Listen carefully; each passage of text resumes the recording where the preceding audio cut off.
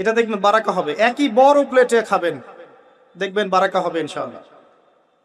5 ওয়াক্ত নামাজ রমাদান মাসে জামাতে পড়বেন, যুবকরা পড়া যাবে ইনশাআল্লাহ। আল্লাহ পাক তৌফিক দান করুক তোমাদেরকে। 5 ওয়াক্ত নামাজ জামাতে, এবং এবার যে নামাজ ধরবা আর জীবনে কোনোদিন ছাড়বা না ইনশাআল্লাহ।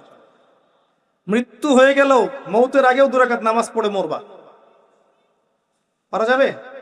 5 ওয়াক্ত নামাজ ছাড়বা না ইনশাআল্লাহ জামাতের সাথে।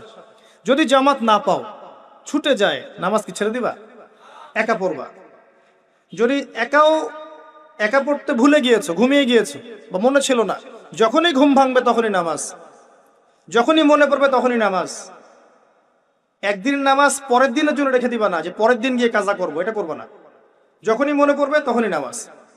প্রয়োজনে বাসার স্ত্রী সন্তানদেরকে নিয়ে শেষ রাত্রে আবারও